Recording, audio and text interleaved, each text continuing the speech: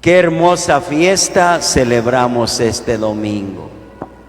Cristo Rey, el reinado de Cristo. Miren, Cristo es Rey. Lo único que se opone a que Cristo reine en nosotros es el reino del pecado. El pecado, cuando se anida en nuestro corazón, impide que Jesús sea nuestro Rey. Por eso agradezco a Dios que nos ha dejado el sacramento de la confesión para el perdón de nuestros pecados. Queremos que Cristo sea nuestro Rey completamente. Vivamos en gracia. Agradezco a los padres que están confesando para dar la oportunidad a todos de que esta celebración la vivamos de forma todavía más plena en la gracia de Dios. Pueden acercarse, no tengan temor. El reino de Dios es de libertad también, por eso nadie estamos obligados, pero sí todos invitados. Hermanos, síganme en esta reflexión que he preparado para este día de Cristo Rey. Mi reino no es de este mundo. Palabra que escuchamos en labios de Jesús. Mi reino no es de este mundo. Vamos viendo en qué consiste este reino y por qué no es de este mundo. Miren, estamos terminando hoy el año litúrgico, ciclo B. Concluye con esta fiesta de Cristo Rey. De hoy en 8 días será el primer domingo del tiempo de Adviento. Jesús, que resucita de entre los muertos y sube al cielo, recibe del Padre Dios, de nuestro Padre, toda potestad en el cielo, sí, pero también en la tierra. Y vendrá con gloria y su reino no tendrá fin. Esta convicción la aprendemos desde el catecismo, cuando aprendimos el credo, y aunque lo recitamos mínimo cada 8 días, nos falta reflexionarlo. Hoy lo escuchamos en la primera lectura, en esa visión del profeta Daniel, ahí cuando dice: vi a alguien semejante al Hijo del Hombre, que venía del cielo entre las nubes. Hermanos, Jesús no se fue para abandonarnos y para ya deshacerse de nosotros. Él, sabemos que se quedó de forma diferente en la Eucaristía, en los más pobres, se quedó de forma diferente, pero vendrá de forma visible. Estamos convencidos que vendrá un día con todo su poder. Y la segunda lectura que escuchamos, qué hermosa palabra de Dios, nos transmite la misma imagen del retorno de Jesús. Escuchamos del libro del Apocalipsis: Él viene entre las nubes y todos lo verán, aun aquellos que lo traspasaron. Como en la palabra de Dios se nos remarca el retorno de Jesús con todo su poder y su gloria. En ese día todo llegará a su fin. Solo Jesús nos bastará. En Él viviremos. Y en el Evangelio que escuchamos se nos coloca ese diálogo de Jesús, un diálogo privado que se da con Poncio Pilato. Poncio Pilato, que representaba al imperio romano, al imperio más poderoso de la tierra en ese tiempo. Ahí está Poncio Pilato desde la sede, desde donde dicta sentencias. Y Jesús, amarrado, pareciera un delincuente que se presenta como defensor de la verdad. Fíjense cómo están frente a frente. Por una parte, el representante del imperio más poderoso, y por otra parte, el profeta de Dios, Jesús, que reafirma que es rey. Y mientras en el patio exterior del pretorio era un hervidero de gritos frenéticos de odio contra Jesús, porque los líderes del pueblo habían hecho que el pueblo llegara a gritar contra Jesús, muchos vituperios. Mientras afuera están los gritos frenéticos de odio, en la instancia interior del interrogatorio, Jesús transpira serenidad y paz, como lo hemos escuchado en el Evangelio. Él, amarrado y todo, y golpeado, sangrando, es dueño y señor de la situación. Y en ese ambiente, Pilato desea conocer la verdad que encierra aquel personaje que tiene frente de sí. Debió parecerle a Poncio Pilato ridículo que aquel Galileo intentara desafiar a Roma, al imperio, como le habían informado los sumos sacerdotes.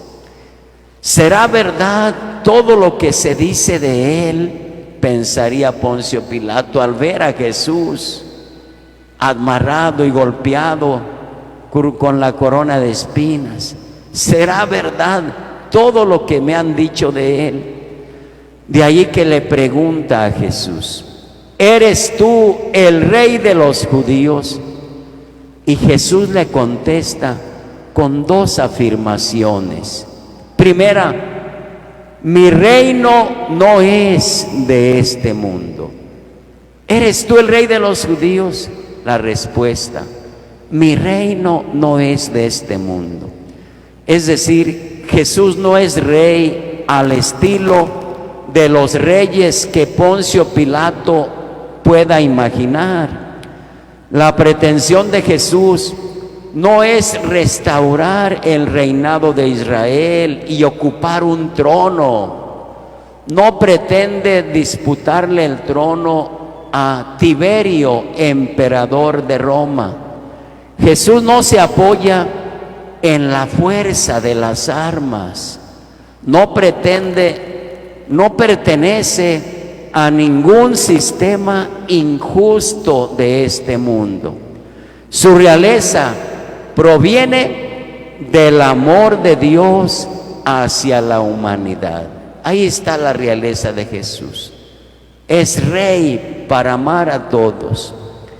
En su reino, fíjense, en el reino de Jesús, en lugar de guardias, de soldados, existen discípulos que escuchan su mensaje y se dedican a anunciar y a defender la verdad, a implantar la justicia y el amor en el mundo, pero sin las armas.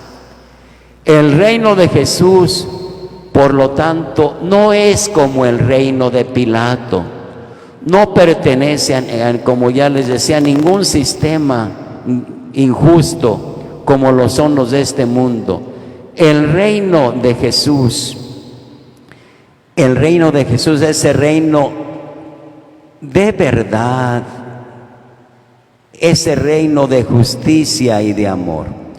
Su reino no es el de Pilato. El prefecto Pilato vive para explotar al pueblo y sacarle la riqueza que llevará a Roma al emperador.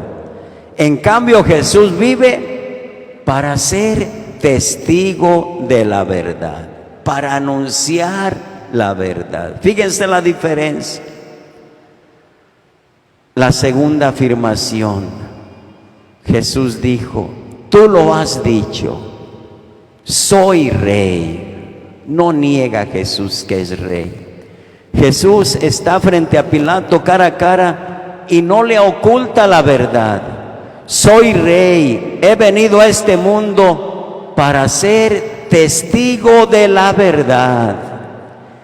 En este mundo no viene Jesús a gobernar como Tiberio, sino a ser testigo de la verdad. Esa verdad que Jesús trae no es una doctrina.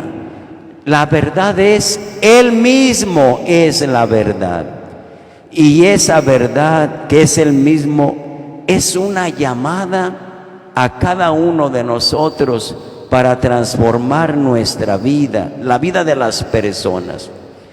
Es una verdad que puede causar miedo, desde luego, a quienes gobiernan este mundo en la injusticia. Es una verdad que puede causar miedo, cierto, ya que esta verdad que Jesús propone es sin triunfalismos, sin aplausos, sin privilegios. Una verdad muy distinta a la impuesta por el poder. La verdad del poder muchas veces se refugia detrás de la negación o de la tergiversación de la realidad. Quizá se tenga miedo a la verdad desnuda que desenmascara la injusticia. Hermanos, en el mundo en el cual vivimos, es fácil darnos cuenta que sigue imperando el reino de Tiberio, ese reino donde se despoja a los más pobres para enriquecer al que ya es rico. Aquí en mi diócesis yo veo mucha pobreza y desde luego en medio de la pobreza tenemos que pagar impuestos, y además de los impuestos hay que pagar la cuota, el cobro de piso. Es una situación muy difícil porque todos estamos pagando cobro de piso cuando compramos la gasolina, las tortillas, los productos que ustedes saben llevan un segundo impuesto.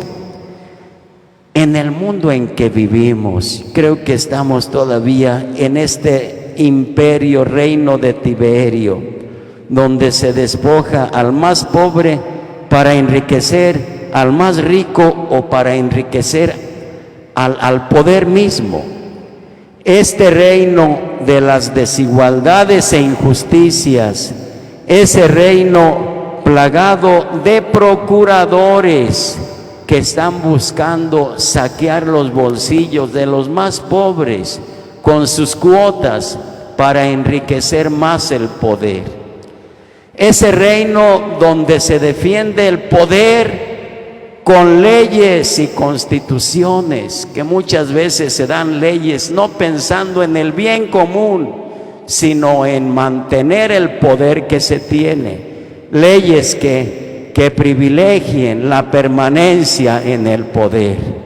Es un reino donde se defiende el poder a toda costa, con ejércitos y lavados de cerebros, con dádivas y promesas de un mundo mejor, pero que es ficticio. El reino de este mundo, que se ancla, tiene sus bases en el poder, en la avaricia, en la codicia y en la popularidad. El rey es el reino de los más fuertes que se sigue imponiendo. En la sociedad en que vivimos, creo que no hemos abandonado el reino de Tiberio, pero a mí lo más preocupante para mí es que nosotros como iglesia intentáramos plasmar un reino de este mundo aquí en la tierra, un reino con ropaje de reino de Dios, pero con las estructuras del reino de Tiberio, un reino marcado por triunfalismos, y de esto hemos de cuidarnos como iglesia, de construir el reino de Dios, pero no un reino al estilo del reino de del emperador Tiberio. Hermanos, recordemos lo que Jesús dijo a Pilato: mi reino no es de este mundo. Yo quiero aclararles, miren, Jesús con esta frase no está diciendo que su reino no toca las realidades de este mundo, las realidades de injusticia, de corrupción, de pecado. Con esta frase Jesús no está diciendo que su reino no toca las realidades de este mundo, sino nos está diciendo que su reino no está fundamentado en el poder, en el tener, sino en el servicio, en el perdón y el amor. Y además que este reino, nos está diciendo con esto, que este reino suyo no depende de la autorización o de los poderes de este mundo, y que en este sentido su reino goza de la libertad y el poder que solo Dios puede dar. Desde luego que a Jesús le interesa nuestra vida en este mundo. Por eso su reino promovió la paz, la justicia, el amor. Claro que se interesa por las realidades terrenas y por nuestra vida, que vivamos en paz. Claro que su reino, que no es de este mundo, claro que tocan las realidades de este mundo. Por muchas veces hay quienes entienden, mi reino no es de este mundo, es decir, los cristianos, los bautizados no tienen que meterse en las cosas de este mundo, no tienen que hablar de política, no tienen que hablar de situaciones que afectan la vida de este mundo. No, eso no quiere decir Jesús. Que su reino no es de este mundo, nos está diciendo que no sigue los principios que rigen a los gobiernos de este mundo, sino que el reino de Cristo es para instaurarse en este mundo, pero un reino distinto, sobre todo con las características básicas: el amor, la justicia, la misericordia, la paz. Ustedes creen, claro que a Cristo le interesa que vivamos en paz, que vivamos, que se haga justicia en las situaciones injustas. Claro que a Jesús le interesa eso. Hermanos, fíjense cómo de hecho Jesús no llama rey a Dios, no le llama rey a Dios Padre, prefiere llamarle Padre, y eso nos convierte a todos en hermanos. No llama a Dios rey sino Padre, y nos hace saber que todos somos hijos del mismo Dios, por lo tanto hermanos. Pero la fraternidad que propone Jesús solo es auténtica cuando alcanza a todos, cuando el cristiano ama y quiere amar a todos y hacer el bien a todos los que pueda. Fíjense, la fraternidad solo es auténtica cuando alcanza a todos, cuando no polariza, porque no es selectiva. La fraternidad no es para que escojamos a quién amar. Jesús no nos dice escoge a quién amar y a los otros apártalos. No, amen a todos. Esa es la fraternidad que Jesús promueve. Jesús no promovió la polarización, sino la verdadera fraternidad. Hermanos, los reinos de este mundo se excluyen mutuamente cuando ven amenazados sus intereses. Ya vemos como muchos países rompen relaciones con otros cuando ven sus intereses en peligro. El reino de este mundo excluye a los demás, ¿Por qué? ¿Por qué la exclusión de los niños aún no nacidos? ¿Por qué las grandes potencias y los grandes intereses, por qué excluyen de que nazcan a los recién nacidos y promueven a través de las leyes mismas, promueven la ley del aborto, despenalizan el aborto? ¿Por qué? Porque los reinos de este mundo excluyen a aquellos que creen va contra sus intereses. Desde luego los poderosos piensan que habiendo demasiada familia habrá menos riquezas, menos tajadas que repartirse. Los reinos de este mundo son excluyentes, mientras el reino de Dios no excluye. Por eso no es de este mundo el reino de Jesús. No excluye, porque es más bien incluyente. Incluye a los que lloran y los llama felices porque serán consolados. Incluye a los que tienen hambre y sed de justicia porque serán saciados. El reino de Dios incluye a los perseguidos por causa de la justicia.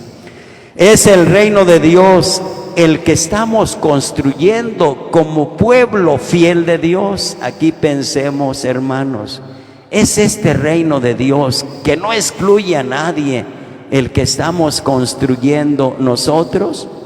Es el reino de Dios que anunciamos y vivimos. Que Dios nos ayude, Jesús nos ayude a extender su reino, pero ese reino de justicia, de amor y de paz. Que seamos como Él, que muere en vez de asesinar. Cristo entregó su vida en vez de asesinar a los que se la quitaban.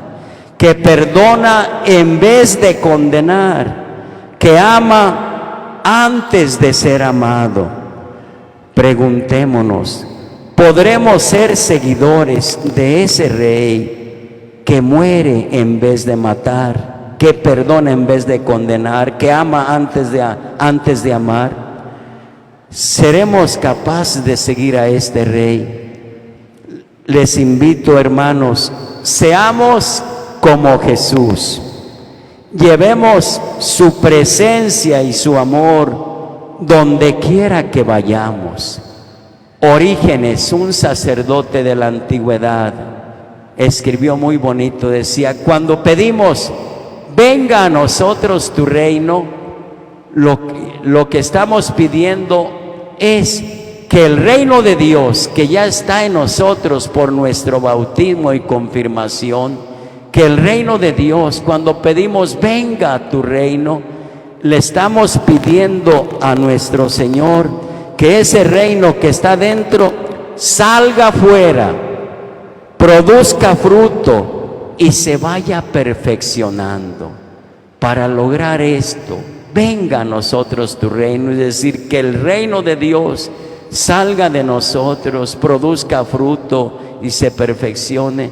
Es necesario alimentarnos del cuerpo y de la sangre de Cristo para que vayamos siendo como Él y que prefiramos morir antes que matar, para que prefiramos amar antes de ser amados. Dios nos ayude a ser no soldados, no guardias de este reino, sino discípulos, seguidores de este reino que se esfuerzan a vivir y a morir como Él. Preparémonos para el banquete que nuestro Señor, Rey del universo, prepara para nosotros en la comunión. Pónganse de pie. Vamos a profesar.